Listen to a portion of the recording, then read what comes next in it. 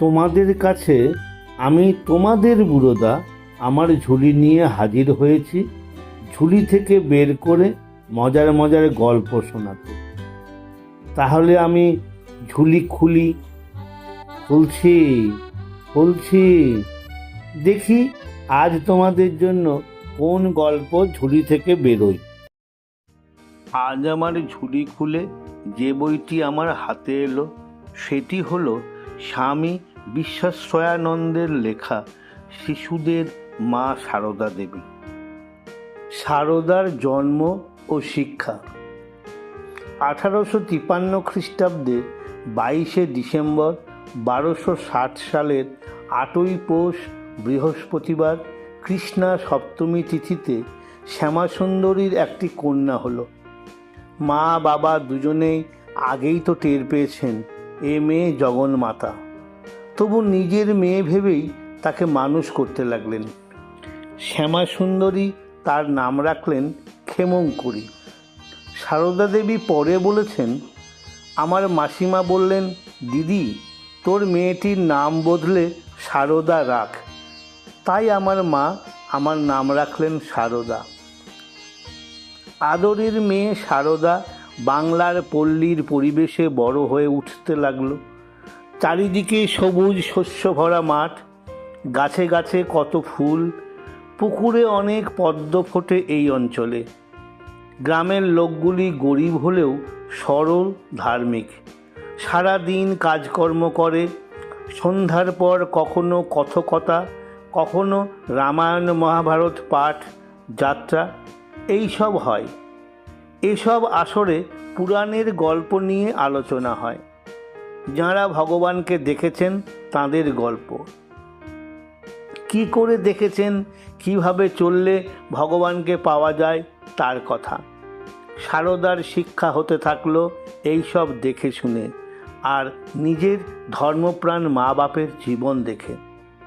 সারদা কোনো স্কুলে পড়েনি, তখন ও অঞ্চলে মেয়েদের লেখাপড়া শেখার বেশি চল ছিল না।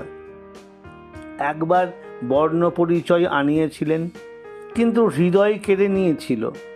পড়তে দেয়নি, না পড়লেও শাস্ত্রের কথা কত শিখেছিলেন তিনি।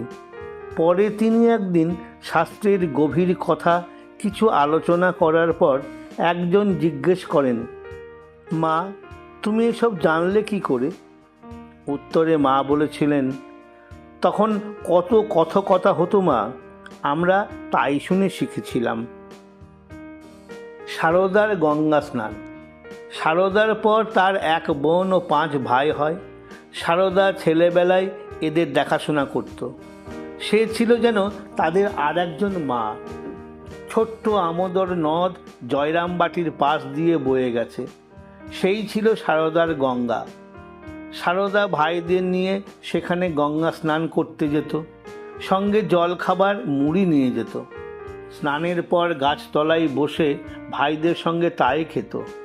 সারদা দেবী পরে বলেছেন, ভাইদের নিয়ে গঙ্গা স্নানে যেতুম, আমোদর নদই ছিল আমাদের গঙ্গা।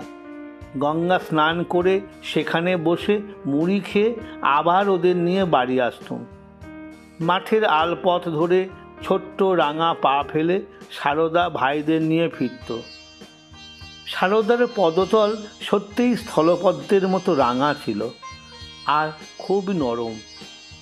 একজন খুব বড় কবি কালিদাস লিখেছেন যে হিমালয়ের কন্যা উমা যখন হেঁটে যেতেন তখন তাঁর রাঙা পায়ের আভা পড়ায় মনে হতো মা যেন পৃথিবীর ওপর লাল স্থলপদ্ম ছড়িয়ে যাচ্ছেন। কবি এসব কথা কল্পনায় লিখেছেন। আমাদের বাংলার উমা মা সারদার পায়ের রং কিন্তু সত্যিই স্থলপদ্মের মতো ছিল। গ্রামের সমবয়সী মেয়েদের সঙ্গে সারদা খেলতো।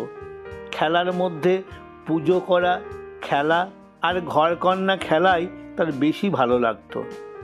ঘরকন্নার খেলায় সারদা কর্তা বা গিন্নি সাজত। সঙ্গিনীদের সঙ্গে কখনো ঝগড়া করেনি, বরং তাদের মধ্যে ঝগড়া বাঁধলে মিটিয়ে দিত। খুব শান্ত শিষ্ট ছিল সে ছেলেবেলায়। শুধু খেলা নয়, সারদা বাড়ির কাজও করত।